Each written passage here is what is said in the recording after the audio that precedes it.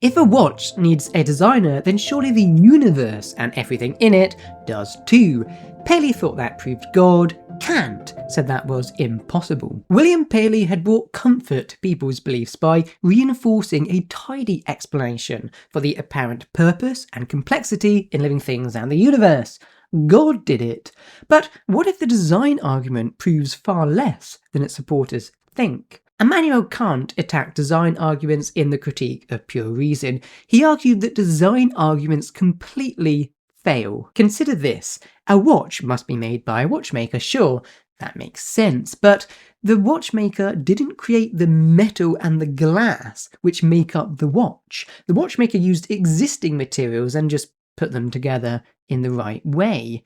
Paley thinks the analogy gets us much further than this. After all, if the entire universe looks designed, surely its designer must be unimaginably powerful, creating rocks and waterfalls out of thin air. But actually, the watchmaker analogy doesn't show that at all. If we take it seriously, we can only prove at most an architect of the universe, a being responsible for the form or structure of the universe, who perhaps puts it all together. But it cannot demonstrate the existence of a creator God who formed everything from nothing, because that simply isn't what the analogy is doing. Thus, the proof could at most establish a highest architect of the world, who would always be limited by the suitability of the material on which he works, but not a creator of the world. To do that, you have to take an extra step unjustified by the original argument. But that's not all. What about the qualities of this architect? Are they omnipotent, omniscient, and wholly good? This is exactly what proponents of design arguments think. And to be fair, it's an intuitive point. A universe is vastly more complex than a watch, so surely the designer must be vastly greater than a human watchmaker. But Kant says that still doesn't get you to God's traditional attributes. Let's think about the watchmaker. What qualities are necessary for her to succeed? She must have a lot of concentration and focus, a steady hand, a lot of patience, I think, and a good imaginative mind for seeing how things fit together.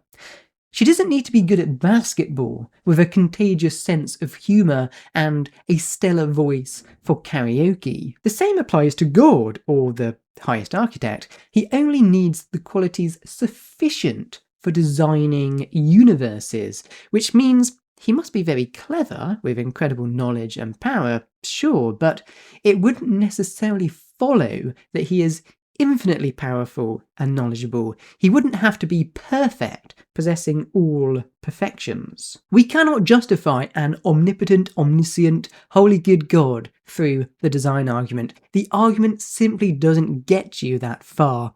And it certainly wouldn't prove a personal God who loves you, listens to your prayers, and cares about who you have sex with. That doesn't mean that Kant thought there were no good arguments for believing in God.